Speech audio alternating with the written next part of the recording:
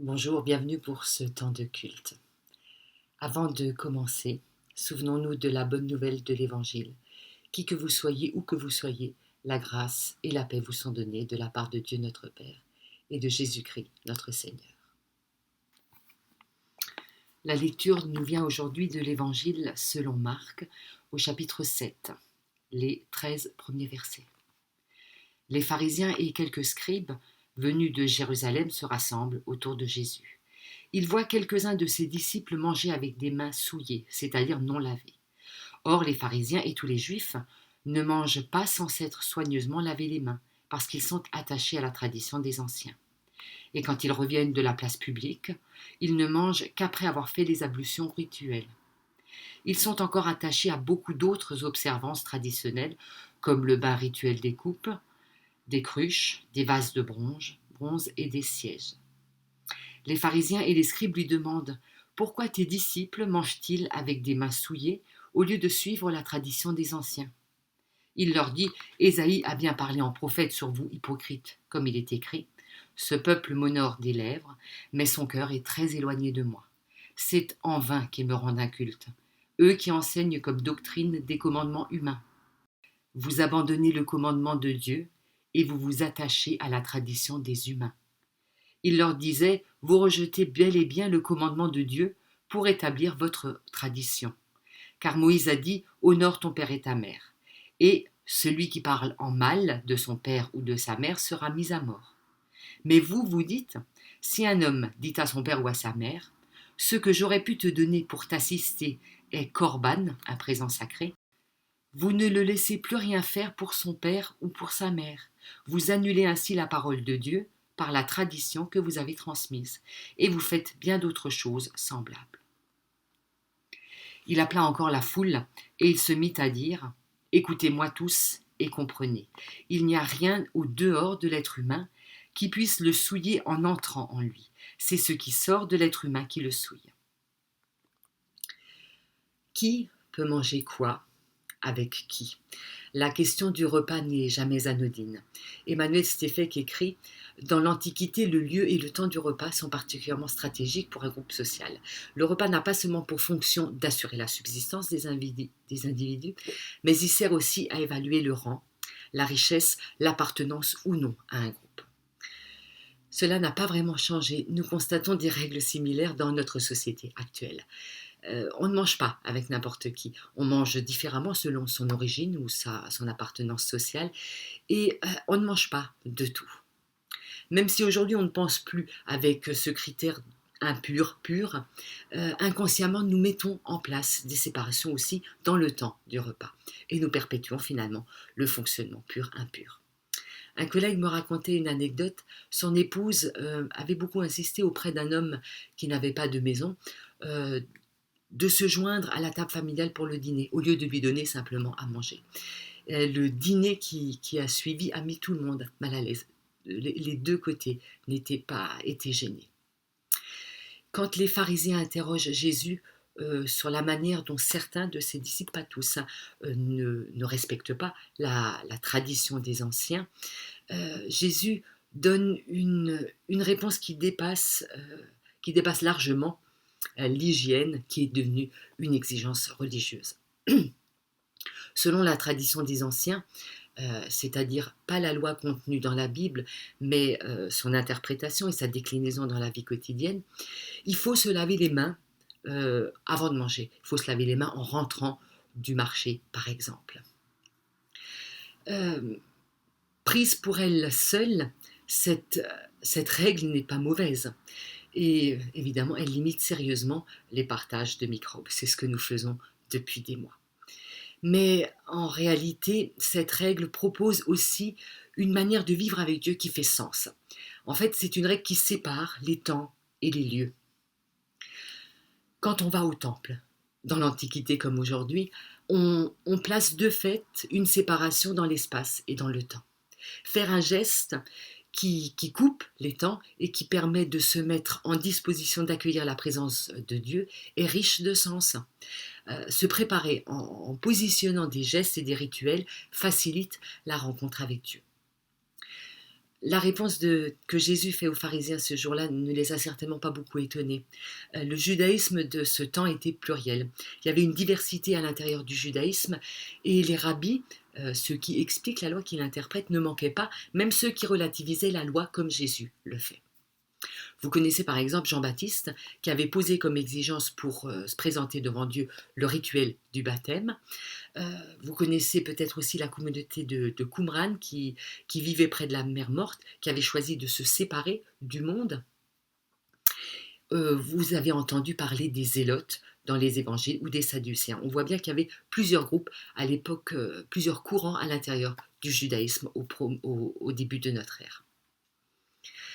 En réalité, c'est là où Jésus prend ses distances avec les pharisiens et peut-être d'autres groupes aussi, c'est vraiment sur la question de la pureté. C'est sa réponse, son interprétation sur le pur et l'impur qui le distingue réellement des autres groupes, qui lui donne une position tout à fait originale. Jésus affiche en effet une communion de table avec des gens qui sont considérés comme impurs, moralement impurs. Il guérit les malades, il les touche, alors que les malades sont impurs. Leur maladie est le signe de la condamnation de Dieu. Jésus se laisse approcher, toucher par les lépreux. Voilà, Jésus n'a pas arrêté de passer outre les catégories qui étaient mises en place pour séparer les purs des impurs. Les contemporains de Jésus n'étaient certainement pas moins humains que nous ou moins préoccupés par les personnes qui les entouraient. Ils pouvaient très bien imaginer qu'un impur, un malade, une prostituée ou un collaborateur avec les Romains puisse réintégrer la communauté de foi. Mais il fallait, pour la réintégrer, faire preuve de repentance et surtout faire constater sa pureté par un membre du temple. Là où Jésus est vraiment particulier, c'est qu'il annonce le royaume, c'est-à-dire la présence de Dieu ici et maintenant, sans condition. Souvenez-vous, au début des 4 évangiles, Jésus commence son ministère en disant « Le royaume de Dieu s'est approché, le royaume de Dieu est là ». Donc, c'est une manière de dire « Dieu est là ». Que l'on soit pur ou impur, il est présent, sa présence nous est donnée. Son expérience de Dieu, celle de Jésus, est si impérieuse que la présence de Dieu est pour lui immédiate et qu'elle brise, de fait, la barrière qui est dressée autour de la communauté sainte pour protéger sa pureté de toute contamination. Parce qu'en fait, c'est bien là que le bas blesse. Et Jésus, dans l'exemple qu'il prend, explique immédiatement que cette question de pureté, ou d'impureté d'ailleurs, ne touche pas seulement des objets ou des gestes à faire, mais qu'en réalité, l'enjeu qui est derrière, c'est la relation avec Dieu, mais aussi avec les autres. C'est pour ça qu'il prend cet exemple de ces richesses qu'on peut déclarer corban, c'est-à-dire réservées à Dieu, et que du coup on laisse tomber ses parents. L'impératif de la pureté dépassait la seule relation à Dieu. Cet impératif devenait une question et une condition de relation avec les autres. L'impur, c'est l'autre, c'est le malade, la femme qui peut avoir ses règles, le tanneur ou tout autre métier qui touche le sang, les collaborateurs qui travaillent avec les Romains, qui sont forcément impurs, le berger qui, parfois, il peut arriver qu'il touche des cadavres d'animaux. Pour le mettre en image, si on prend un verre d'eau et qu'on fait tomber dedans une goutte d'encre, l'encre colore toute l'eau. Et c'est ce principe-là qui est pensé en termes d'impureté. Une petite impureté colore toute la pureté. Donc on est complètement contaminé. Il fallait absolument rester pur pour témoigner de son élection divine. Or, Jésus vient briser ce tabou avec la phrase que vous avez entendue « Il n'y a rien d'extérieur à l'homme qui puisse le rendre impur en pénétrant en lui, mais ce qui sort de l'homme, voilà ce qui rend l'homme impur. » C'est une phrase triviale qu'on n'a pas besoin d'expliquer. En fait, Jésus déplace le mouvement. C'est plus